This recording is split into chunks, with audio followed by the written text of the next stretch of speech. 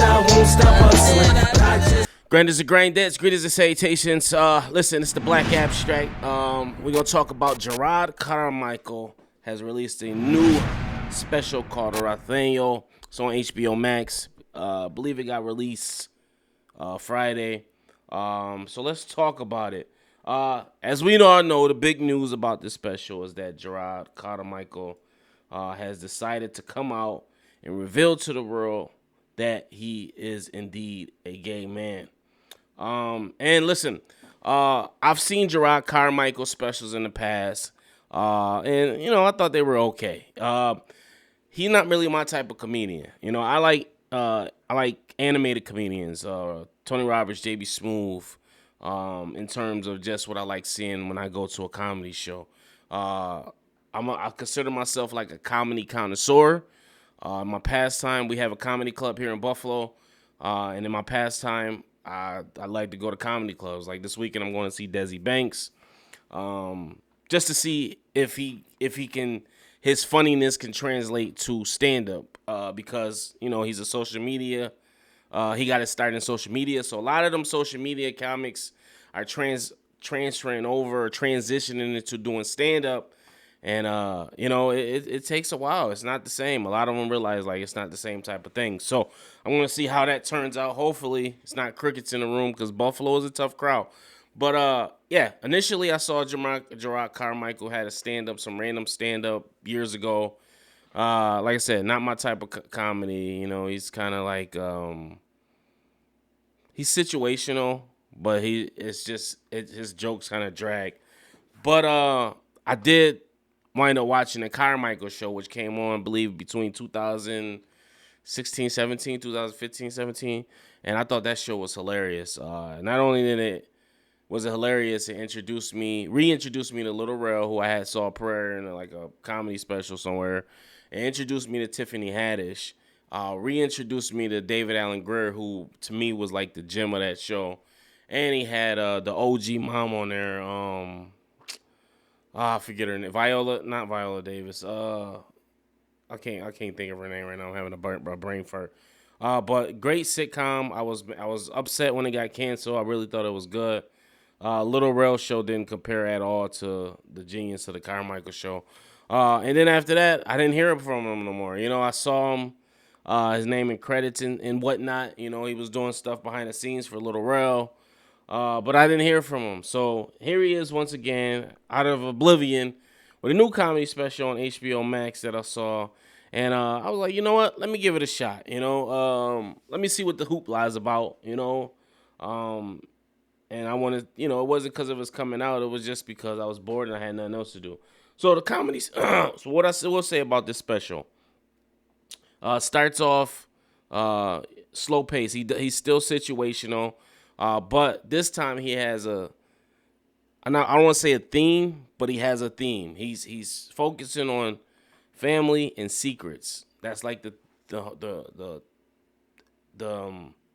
current theme throughout this process or this special. It's about secrets. And he tells this story how his dad used to cheat on his mom with friends, aunts down the street, and everybody knew except his mom, and how he forced his dad one day to tell his mom because it was the right thing to do. And he realized he did that, and his mom still stayed. She was heartbroken, of course, but she still stayed. But then it made him realize that he had a secret. And then upon that, he winds up revealing his secret to his family.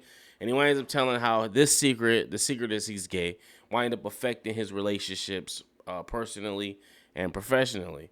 And this started off, when it started off, like halfway is when he made the reveal. Prior to that, the jokes were landing. I do appreciate Jerrod's comedic timing.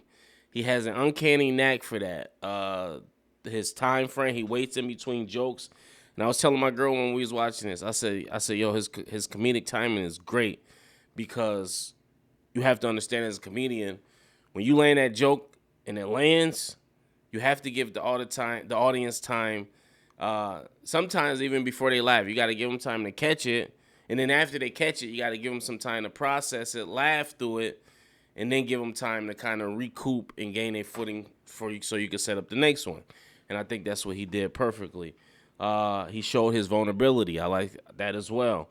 But this thing don't really kick off until he actually makes the reveal that he's gay, and it's just full steam ahead. It's like this is what he was training for right here, and the jokes were fucking hilarious. Like he's talking about how he was sending, I guess the guy he's dating is white, and he was sending pictures of his significant other to female friends that he has, and they will find something nice to say about him, like, oh, I like his glasses. And he like, no, look at the skin. Don't talk about the glasses. You know what it is. And how growing up in a hood, in a black household, he does value or believe in the traditional black family. You know, it should be a black man dating a black woman, raising black babies. But he said, listen, I'm a black man that's gay. I could date and fuck whoever the fuck I wanted. It don't matter the race or color. So I was just like, this dude crazy. All in all, listen, if I had to rate this special, I rate everything with mics. If I had to give it out of 5 mics, I would give this a solid 4. I think this was a good effort. Yeah, I liked it.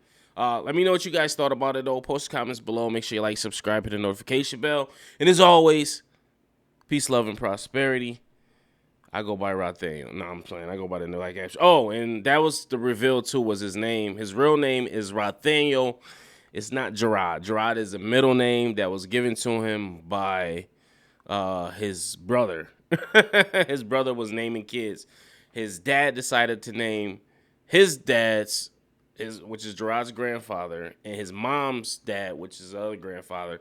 He decided to combine their 2 first names, and then Rothaniel was the name he came up with. That's the ugliest name I've ever heard. But anyway, peace.